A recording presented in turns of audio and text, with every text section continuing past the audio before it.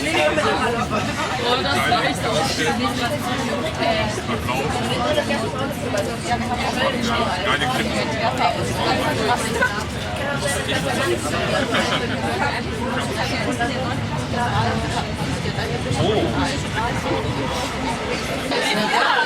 Der Container davon kann ich nicht machen.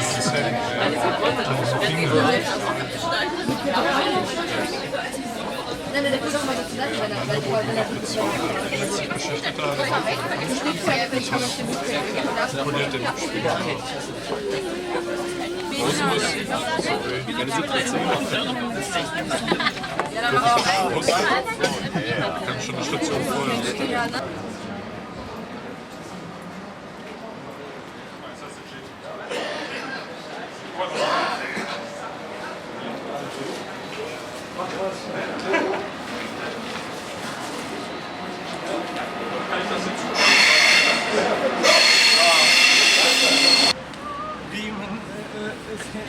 Immigrationshintergrund. Ich behalte die Rechte an dem Film.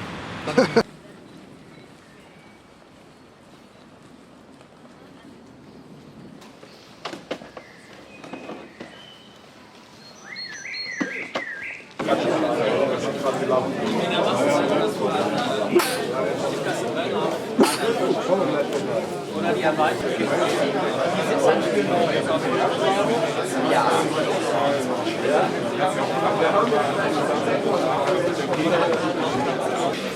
Und diese große Modellierung schon mal gesehen? Das kann man da jetzt sehen, ne? Am Eingang der Halle. Am Eingang der Halle. Ich sag, wir sind am Eingang der Halle.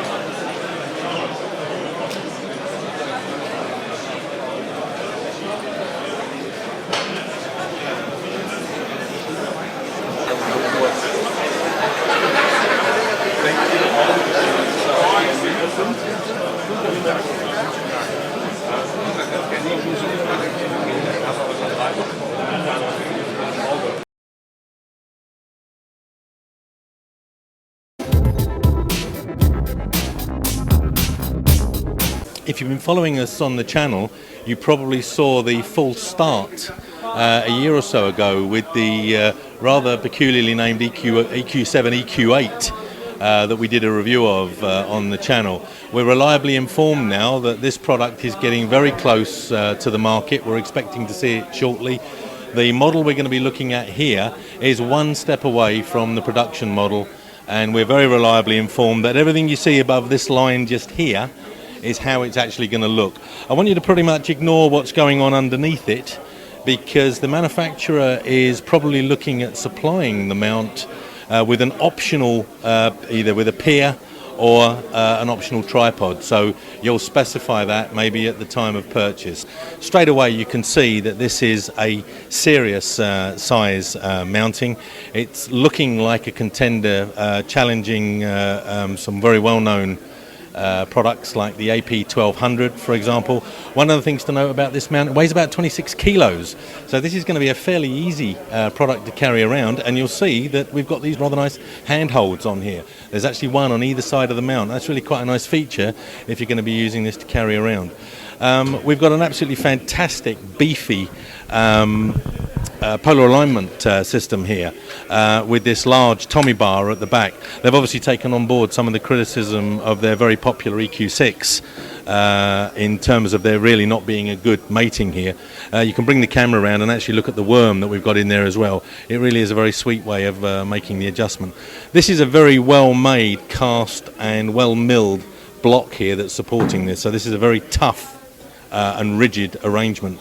Look at the size of these gears. They're around about 200 mil in diameter, so every indication here is this is going to be a mount with excellent tracking and really first-rate target acquisition as well. So we're expecting this mount to be very, very accurate. Manufacturer's being a little bit cagey just at the moment because he hasn't finalized some of the software integration details, but we do know it's going to have dual axis encoders. So after you slacken off one of these really quite small, neat little locks here, you won't lose position by quickly swinging the telescope manually to a new position. That's a great feature. That's becoming a really nice, convenient thing to have on a mount to make it very easy to use. Very substantial looking motor blocks on here. Obviously another 200 mil diameter gear on the declination axis as well. The top here, let me just show you that and bring that round a bit so you can see it. We're expecting, obviously this is for ring mounting, but we're also expecting there to be a dovetail bar option, probably following on with the type of dovetail that Skywatcher used on the 300mm scopes and the sprees and things like that. So probably a dovetail more similar in type to the Losmandy, the kind of 4-inch wide dovetail that we're used to seeing on that. Coming around the front here, interesting little detail of the rather cheekily placed on and off switch on the front of the mount there, right on the front plate, almost acting like a badge. Now, one of the first things you notice is this large L-shaped bar here. Now, this is to enable you to assist the process of polar alignment. Now, it's not a true polar scope because obviously it isn't actually mounted through the polar axis of the telescope. So what this is a polar alignment assist system. It'll be an optional extra. It probably won't actually come with the scope. And obviously, given that we've got this kind of mechanically engineered bar that's sticking out like this, there's obviously a bit of a question about to what degree the polar scope actually matches the true pointing position of the polar scope on here, the polar axis on the instrument. But obviously we can see that we've got some adjustment details on here as well. So clearly this is something that's going to be collimatable with the main mount, and there'll obviously be a procedure for doing that. But of course most of the users of this type of mount are probably going to use something like T-Point. They're going to use a modelling program, and this will certainly be completely compatible with that kind of software. Just take a look at some of the other items here. Very beefy counterbalance bar. We're talking about well over an inch in diameter there, 25 millimeters. Coming round to the electrics input here, we can see we've got the usual 12 volt input, we've got the hand control, we've got the auto guider port. There's a couple of other little bits and pieces on here that we're not 100% sure about what the manufacturer's got in mind for that. Obviously, we've got the SynScan handset that we know and love. That's going to be standardized on the EQ8, but it will have a different software system on there from anything we've seen before. So we are looking probably at some fairly exciting ideas that are going to be appearing on the SynScan handset. Let me just show you a couple more of the little details we've got around the side here. We've got another one of these little very neat and tidy, really quite delicate little locks up here. They really don't require a lot of heft to get this firmly and fully locked off.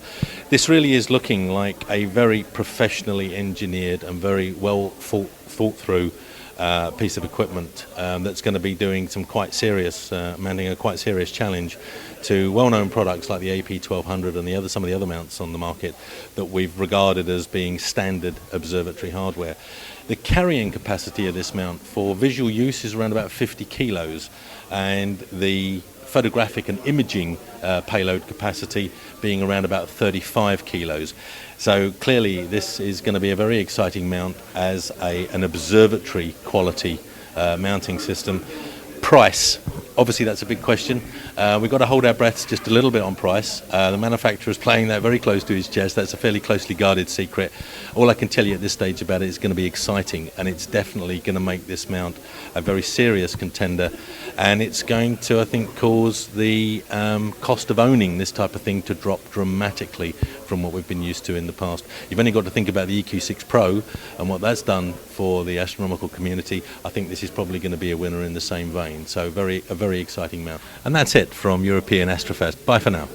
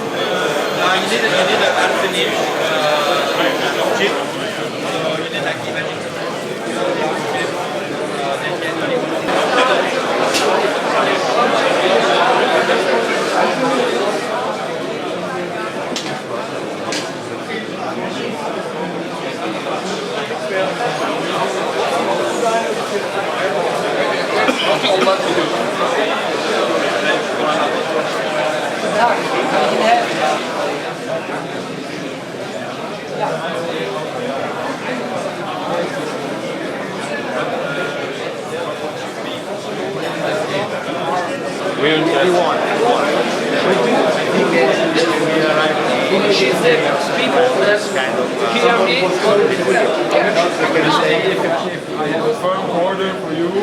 Nice lights.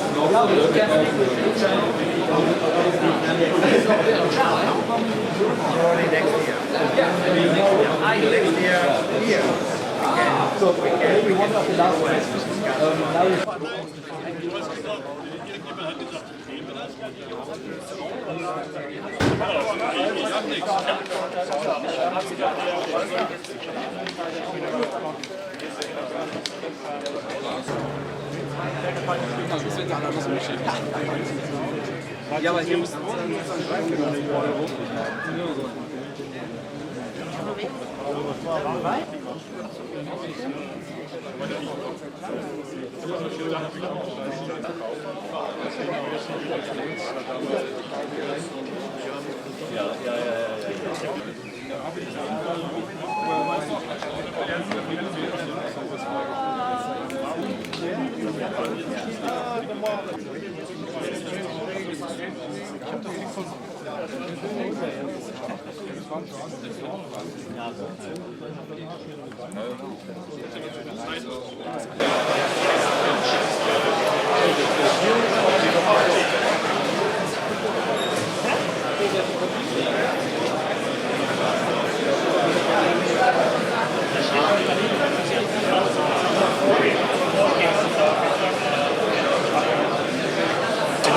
die ersten Aufnahmen gemacht.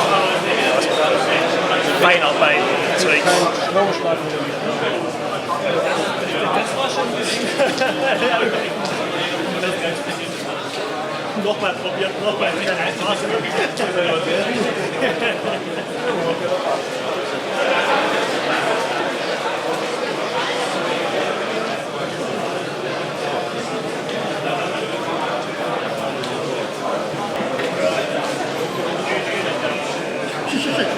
Schon in Verhandlungen.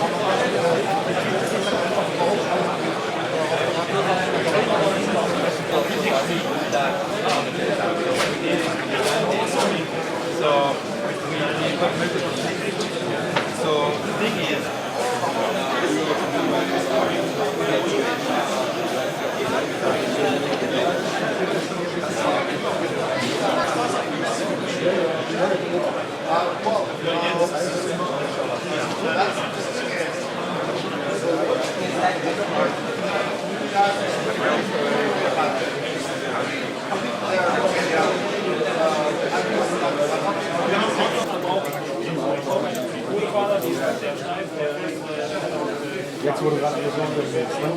Ja. Ist das das normale?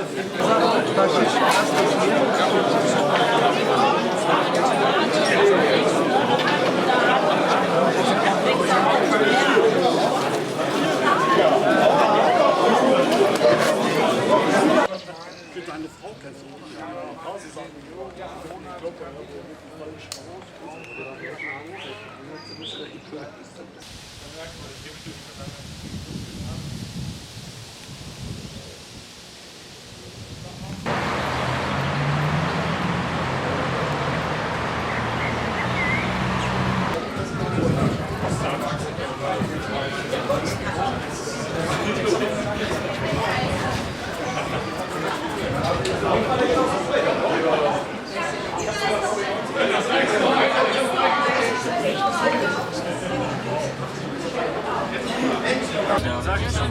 Ich kenne das.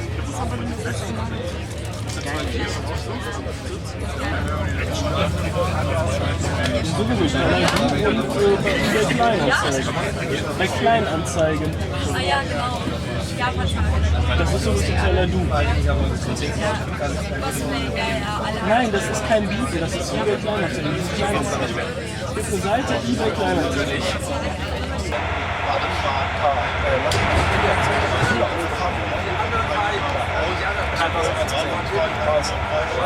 Man sollte, wenn das Wasser heiß ist,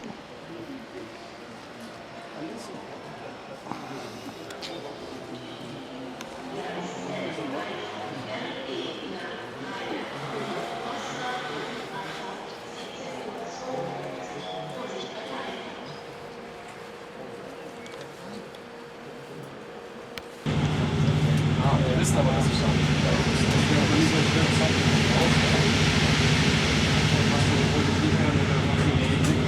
ich habe schon früher, seit ich den Laptop gemacht habe, der weiß nicht, der hat ja nicht viel Ausleuchtung, also man hat viel gesehen und die seitdem weiß ich nicht von meinem Auto.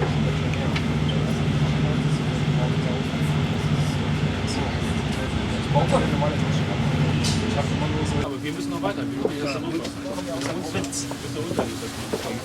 Komm nicht voll aus der Richtung. Nein, Münster. Zelle. Bezucht.